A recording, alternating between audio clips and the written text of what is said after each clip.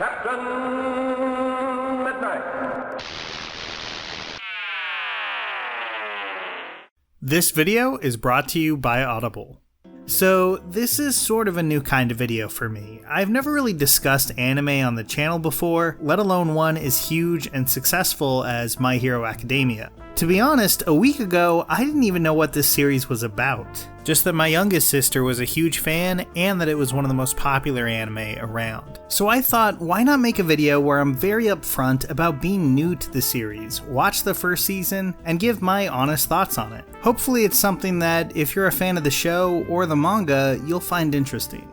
Before I dive into it, I guess I'll give a little bit of my background with anime as a whole. While I would never call myself super knowledgeable of it, I have seen a decent amount of shows, and especially movies. The well-known classics like Akira, Millennium Actress, many of the Studio Ghibli films, and a few stray things here and there, like Promare and The Girl Who Leapt Through Time. I'm probably less familiar with a lot of the TV stuff though. I loved Digimon as a kid and Death Note in high school. I watched Vinland Saga, and I came to really like Legend of the Galactic Heroes fairly recently, because I'm just always on the lookout for a good space opera.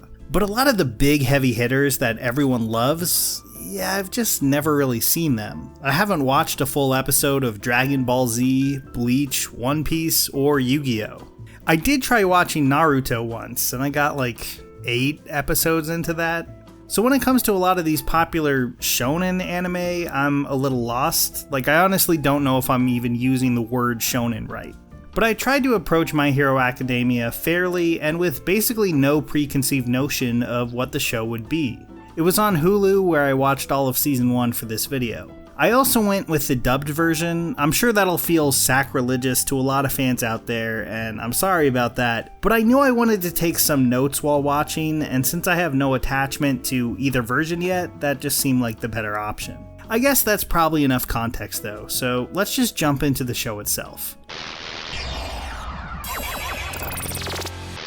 The thing I discovered about the series really quickly is that it's about superheroes, so suddenly getting requests to cover the show on this channel for years made a lot more sense to me. In this world, 80% of the population has gained superpowers, or quirks, some using them for good, some for evil, and this has made the concept of becoming a superhero the single most popular career path. I'll be honest, it took me an episode or two to really adjust to what this premise was trying to do.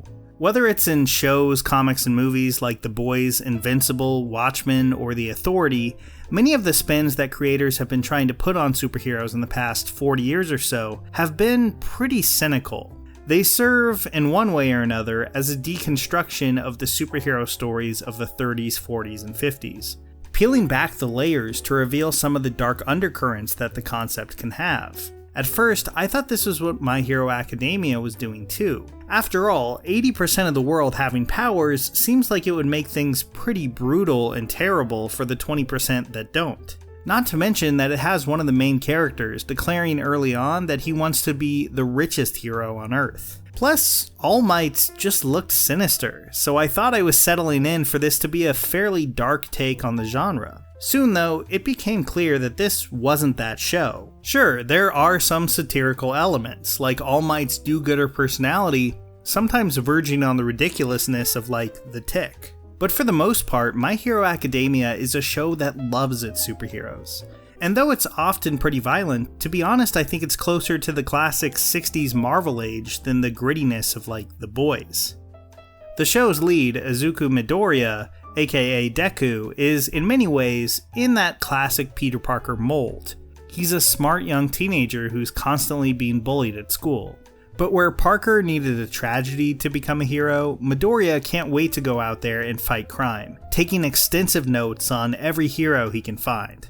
At first, I found the character a little cliché and annoying. It just felt inevitable that he'd discover he actually had the greatest quirk of all. But I was really pleasantly surprised by where that went. Sure, he does get a quirk, and yeah, it might be the most powerful one, but it doesn't fall into his lap at all. They really make this kid earn every step of his transformation into a hero. And when we first encounter All Might, I just thought the character had to be evil. He's drawn to have this like ever-present smile that felt more creepy than reassuring. And while, yes, there is more to him than meets the eye, I wasn't really correct. All Might is too good to be true, but he's not evil. He's just unable to maintain his hero form for very long, before transforming into an extremely sickly looking, more wary version of himself. That caught me off guard and made me a lot more interested in the character. It's a solid twist on the Shazam concept. Here, it feels like All Might is slowly draining the life out of him, which is why his smile always looked so pained, and he needs to pass on that double-edged sword before his powers fade completely. But I like that even after that discovery, Deku doesn't become a hero overnight. For nearly this entire first season, he can't even throw a punch without all of his limbs shattering, making him both the underdog and the heir to this incredible power all at the same time. After the first 2 episodes, which are functionally just one long pilot, most of the show is set at the prestigious hero school, UA. And the show starts to make a lot of strange and interesting choices, like the fact that the principal is some sort of mouse creature and one of the professors is a DJ that feels straight out of Jet Set Radio. Now, they're not a particularly big part of the narrative, at least this season, but they do give the show's superhero universe its own unique style. I will say though, one thing that got really old for me starting in episode 4 or so is just how obsessed this thing is with showing us the same scenes over and over again to convey something very simple about a character's emotional state. We flash back to a few of the same scenes in the main character's childhood so many times, to the point where you really feel like the show is just obsessed with beating you over the head with it. It sometimes just feels like the series doesn't trust you to be smart enough to put 2 and 2 together. In episode 6, we see Midoriya say that he's reclaiming the name Deku after his childhood friend/enemy Katsuki used it to bully him for years. For anyone who'd been watching the episode, it was clear that he got this idea from his crush Ochako, who had mentioned that she actually liked the name. But for some reason, the series seems to think that it needs to show us that moment again, or else we won't really get the connection. Now maybe they're just reusing scenes so often to save some money on animation, I'm not sure, but it frustrated me pretty quickly and kind of remains my least favorite thing about this show that I otherwise really enjoyed. Getting back to the positives, the battle scenes in My Hero Academia are both ridiculous and surprisingly well thought out. One of my favorite examples comes in the last few episodes, when Deku, Sue, and the annoying purple ball guy are trapped on a boat surrounded by villains. They have a very limited set of quirks to work with, but they use the fact that the bad guys have no idea what their powers are to their advantage. The fact that every punch Deku throws this season is basically guaranteed to break his arms, legs, or fingers makes him have to think really carefully about how he uses his quirk, making every battle he's in pretty tense and legitimately exciting.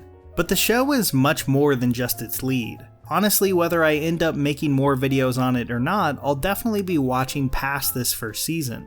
Because while a lot of the supporting cast are just big broad archetypes, they're also really appealing ones. My favorite was probably Sue, the funny laid-back frog girl who plays really well off of so many of the other characters who tend to be shouting and freaking out half the time. I also really liked the incredibly straight-laced Tenya Ida, a nerdy perfectionist who comes from a family of heroes. His personality could feel a little one-note at times, but I think they kept finding some clever little twists on it, like his devotion to playing the villain role in a class exercise. With characters like him and the mysterious teacher Eraserhead, I feel like Season 1 is just scratching the surface of what they can do with this cast. It kind of reminds me of the early Chris Claremont X-Men or Wolfman and Perez's run on Teen Titans. Just this general sense that the team dynamics are clicking into place and there's so much left that they can still explore. One character that hasn't quite connected for me though is Katsuki. It feels like they're trying to set him up to be a Zuko-like lovable anti-hero. And they could still pull that off, but in these episodes, he just felt really one note to me. Now, to be fair, the series does go out of its way to show that under all the bluster and anger, he is a smart fighter and a strategic thinker. But he's just so whiny and awful to the rest of the characters at basically every turn that I didn't really find myself super invested in his journey. All Might, in many ways, kind of feels like the heart of the series. I like that he's the ideal that all the kids are striving to become, while also being far more fragile than he lets on. When he's not powered up, the character looks genuinely creepy, like a lifetime of this quirk has left him with almost nothing else. He's clearly inspired by Superman to some degree, but unlike, say, Homelander, he isn't a dark Superman. He doesn't fool people out of malice, but because he believes it's actually important to be that symbol of peace and hope. He's tacky and a little inauthentic, but for a noble cause, and I think that's a pretty interesting mix. I'm also interested to see if the show ever explores some of the darker aspects of its premise, like the fact that those without superpowers seem to just slip through the cracks and be completely unimportant in this world. But for now, I gotta say, I'm enjoying how fun and earnest the show is. It doesn't take itself super seriously, but it also never treats its main characters as a joke. I have my issues with some of the pacing and flashbacks, but overall, I really enjoyed this first season. It looked good and had some great character designs, like that creepy villain that had hands all over his body in the last few episodes. And most importantly, it really did feel like it was written by someone who loves the genre in a sincere way. My Hero Academia is a superhero universe that I didn't even know existed until recently, but I found that it's one I'd be happy to revisit anytime. If you're interested in me doing more videos on the show, or maybe just anime in general, it would definitely help if you liked, subscribed, and maybe even shared the video with someone you think would enjoy it. Because honestly, YouTube's algorithm just does not like creators trying to cover new things. Oh, and feel free to put any other anime suggestions down in the comments below.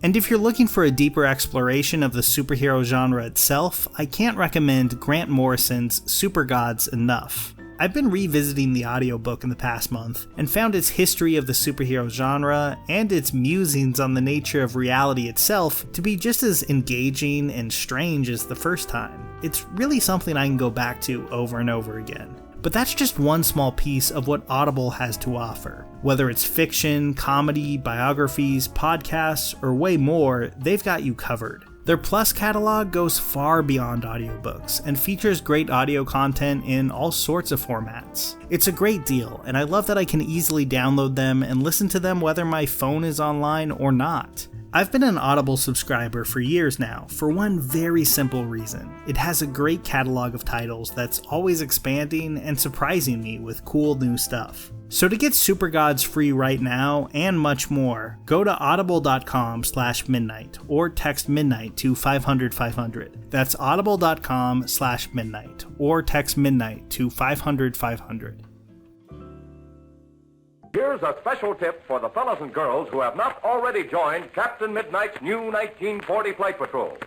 You'd better hurry up and join at once, because there's a big adventure ahead. The thing to do now is to get started, because we're going to have not only barrels of fun, but loads of free gifts and prizes too.